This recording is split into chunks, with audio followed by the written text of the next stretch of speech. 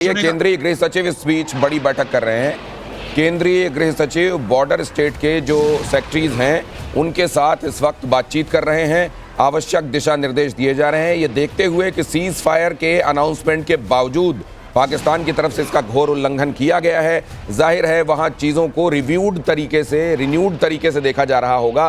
Pinch of salt नहीं, sac of salt के साथ अब आगे बढ़ना होगा, ये बात समझी जा रही है। लिहाजा आप शांत तो रहें लेकिन हर घड़ी सतर्क रहें। मुझे लगता है यही एक बात है जिसको प्रकारांतर से अलग अलग तरीकों से जिस पर बात हो रही होगी, जिस पर मंथन हो रहा होगा, और यही चीज़ वहाँ इस पर चर्निंग हो रही होगी। क्या मैं ठीक कह रहा हूँ जनरल माथुर? बिल्कुल ठीक कह रहे हैं। मैं यही कहना चाह रहा था कि उन तीनों अधिकारियों ने भी जब ये प्रेस ब्रीफिंग करी थी तो इस बात को बिल्कुल क्लियर कर दिया था। एक बार नहीं, दो बार तीनों ने बोला है। और जब कमोडोर नायर इसको समअप करके गए तब भी उन्होंने कहा है कि अगर ऐसा कुछ हुआ तो we will be at freedom to react in a manner that we decide. अब मैं जो बता रहा हूं आपको, देखिए इसमें जो बड़ा प्लेयर जो जिसकी बात हम कर रहे हैं, देखिए चाइना कहीं ना कहीं ये प्रयास कर रहा था कि भारतवर्ष इस लड़ाई में इन्वॉल्व हो जाए। उससे दो तीन फायदे उनको नजर आ रहे थे। मेरा I may be wrong but this is my assessment. मैं सोच रहा हूं, और वो फायदे ये थे कि पहली बात, जो भारत की प्रगति हो रही है, 6-7% आपका अभी भी प्रोग्रेस जो है वो चल रहा है आगे, जीडीपी, और हर तरफ बढ़ रहा है। तो वो उनको लग रहा था कि ये कहीं हमसे हमारे आसपास ना आ जाए। पहली बात, जापान को हमने हरा दिया, चौथे नंबर पे हम ऑलरेडी आ चुके हैं। दूसरी बात जो थी कि जो चाइना से बिजनेस डाइवर्ट हो रहा था, वो सारा बिजनेस डाइवर्ट होके कहीं ना कहीं कुछ साउथ ईस्ट एशिया में जा रहा था, लेकिन बल्क शायद भारत में रास्ता ढूंढ रहा था। तो वो उनको लग रहा था कि उसको किस प्रकार से वो चेक कर सकते हैं। तीसरी चीज है कि जो अमेरिका ने 246% उनके ऊपर टैरिफ लगा रखा है, तो उस चीज से भी उभर, तो हर प्रकार से चाइना को कहीं ना कहीं इस चीज का खतरा था। और अगर ये सीज फायर हो जाता तो जो उनका शायद कहीं उनकी जो प्लानिंग रही होगी कि पाकिस्तान को आगे करके अपना उल्लू सीधा करें, तो वो प्लानिंग कहीं ना कहीं उनकी चूक रही थी। इसीलिए देखिए हम उनके जो रिएक्शन शुरू में थे, उनको भी कह रहे थे मेजर्ड रिएक्शन है, उन्होंने ये नहीं किया और उन्होंने इसको वो कर दिया और उन्होंने उसको पहलगाम की निंदा कर दी। वो तमाम मुझे अब लग रहा है कि एक ग्रैंड कड़ी स्ट्रेटेजी का हिस्सा तो नहीं थे कहीं। तो ये इसमें चीन का प्रभाव निश्चित रूप से हो सकता है, और ये पूरी संभावना है कि परवेज जो इनके प्रधानमंत्री हैं शहबाज शरीफ, उनकी बात, उन्होंने अमेरिका के से बात करके ये बात मान ली। उनको जो लॉलीपॉप दे दी 2 करोड़ 2.5 करोड़ की, 2.5 बिलियन की, वो लॉलीपॉप लेकर के उन्होंने शांति कर ली। और चीन के इन्फ्लुएंस में जो डायरेक्ट वहां से चीन से शायद असीम मुनीर के ऊपर आया, उन्होंने कहा कि ये काम बंद नहीं होना चाहिए।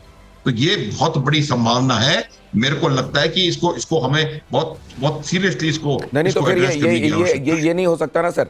ये तो बिल्कुल नहीं हो सकता कि तुम जाओ और उसके बाद 3 घंटे के सीज फायर के बाद तुम कुछ देर के लिए ये करना और उसके बाद शांत हो जाना और फिर शांत रहना। ये जाहिर है इसको लेके कुछ बड़ी इन्होंने प्लानिंग की होगी। वो बड़ी प्लानिंग क्या हो सकती है कि इस तरीके से कुछ देर शांति के बाद फिर ये करते रहना, ये इंटरमिटेंट करते रहना, या फिलहाल करो शांत हो जाना, क्या बड़ी पॉसिबिलिटी है?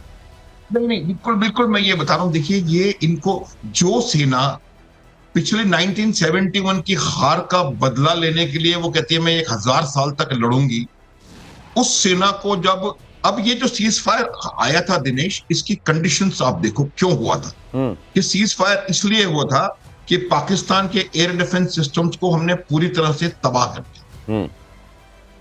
पाकिस्तान के पास रिटेलिएशन की क्षमता नहीं थी। पाकिस्तान अपने वेस्टर्न थिएटर में डिप्लॉयड ट्रूप्स को ईस्ट की तरफ मूव कर पाने में सक्षम नहीं था। उन्होंने प्रयास किया, जिस समय प्रयास किया उसके तुरंत बाद बलोचिस्तान में 6 हमले हो गए, खैबर पख्तूनख्वा में 3 हमले हो गए, तो उनको वो शिफ्ट नहीं कर पाए थे। तो कहीं ना कहीं पाकिस्तान को ये पता था कि पहली बात तो हम वैसे ही कन्वेंशनल वॉरफेयर में कहीं नहीं टिकते हैं, और दूसरी बात अगर हम इनको शिफ्ट करने की कोशिश करेंगे तो बिल्कुल मार खा जाएंगे। तो ये बात कहीं ना कहीं थी। तो इस वजह से ये सीज फायर वो उन्होंने करने के लिए अग्री हुए। जो 71 का घाव अभी नहीं भूली, तो वो परसों वाला घाव कैसे भूलेगी? ये पाकिस्तान आर्मी की रेडिकल ईगो, उसके ऊपर चोट है, और इस वजह से उन्होंने कहा कि आप कुछ भी करते रहे, हम आपकी ये बात सर नहीं ये बात मानेंगे। मैं ये मान भी एक सकता संभावना था, है। ये बात बिल्कुल मैं मान सकता था अगर केवल जो वहां की सो कॉल्ड इलेक्टेड गवर्नमेंट है उसके रिप्रेजेंटेटिव्स के साथ बातचीत हुई होती तो मैं ये मान सकता था। लेकिन अगर उसका डीजीएमओ यहाँ डीजीएमओ को फोन कर रहा है और कह रहा है कि हम पहल करते हैं, आप सीज फायर कीजिए, तो फिर ये बात समझ में नहीं आती कि रेडिकल माइंड ये किस तरह का ईगो है कि डीजीएमओ फोन भी लगा रहा है और उसके बाद सीज फायर वायलेट भी कर रहा है इतने घनघोर तरीके से। यही बात, अब इससे आपको मैं और दोबारा इसका मैं बताता हूँ दिनेश। 4 दिन पहले हमारे डीजीओ ने उनको फोन किया था। सर मैं आपको और थोड़ी उनको देर के लिए कहा था कि रोकूं क्या, ceasefire- प्लीज थोड़ी देर के लिए रोक रहा हूं, हैं? आप इसको प्लीज कंप्लीट कीजिएगा। लखविंदर हाँ। हमारे संवाददाता हमारे साथ जुड़ रहे हैं, राजस्थान से आपको लगातार अपडेट दे रहे हैं, क्योंकि बॉर्डरिंग स्टेट्स में अभी क्या हालात हैं ये जानना बहुत जरूरी है, क्योंकि कुछ देर से तो शांति दिखाई दे रही है, लेकिन ये शांति है क्या, ये अब भी कायम है क्या? आइए लखविंदर के पास चले। लखविंदर, ओवर टू यू, क्या देख रहे हैं आप? जी बिल्कुल, देखिए दिनेश जी, अभी बाड़मेर में या यूं कहें कि राजस्थान के सरहदी इलाकों में शांति बनी हुई है, लेकिन करीब 2 घंटे पहले ये शांति नहीं थी। आसमान में बम के धमाकों की आवाज़ सुनाई दे रही थी, क्योंकि जिस प्रकार से वापस से कायराना हरकत पाकिस्तान ने की उसको हमारे एयर डिफेंस सिस्टम ने आसमान में ही न्यूट्रलाइज किया। लेकिन अभी अलर्ट के तौर पर जो है सायरन्स भी बजना बंद हो गए हैं, क्योंकि करीब 8:40 पर अचानक से आदेश हुआ जिला प्रशासन का और ब्लैकआउट कर दिया गया। तमाम प्रतिष्ठानों को बंद करवाया गया, तमाम लोगों को अपने अपने घरों तक पहुंचा दिया गया और सभी से कहा गया कि लाइट्स को बंद रखें, जिसकी अब साफ तौर पर पालना भी देखी जा रही है। और सायरन्स बजाए गए लगातार, क्योंकि जिस प्रकार से इंटेल मिला था सुरक्षा एजेंसियों को कि पाकिस्तान से इनकमिंग एयर रेड हो सकती है, जिसको देखा भी हमने, क्योंकि लगातार जब हम रिपोर्टिंग कर रहे थे तो लगातार हमने 5 से 6 धमाके सुने, जिसके बाद लगातार हलचल भी हुई। लेकिन अब स्थिति सामान्य है, तमाम लोग अपने अपने घरों में हैं और किसी प्रकार की पैनिक सिचुएशन नहीं है। और करीब 1.5 से 2 घंटे का समय हो गया है कि जो अलर्ट के तौर पर सायरन्स काफी हेवीली बज रहे थे पिछले कुछ समय पहले तक,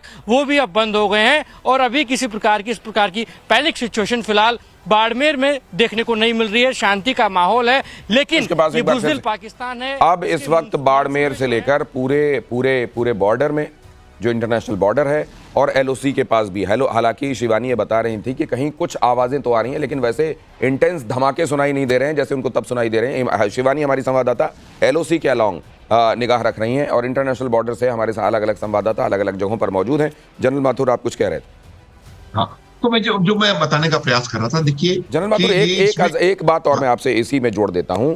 हाँ, कि क्या संभावना है कि ये जो जिस रेडिकल माइंडसेट की तरफ आप इशारा कर रहे हैं, क्या वहां पर एक कू होता हुआ, क्योंकि ये लोग तो इस बात के इंतजार में रहते हैं। बिल्कुल बिल्कुल, मैं आपको बताता हूं। देखिए ये बात हमने पहले भी सोची थी और शायद हमने सीज फायर, इसीलिए हमें लगा कि शायद सीज फायर एक हमारे लिए ब्लेसिंग इन डिस्गाइज बन के आ सकता है।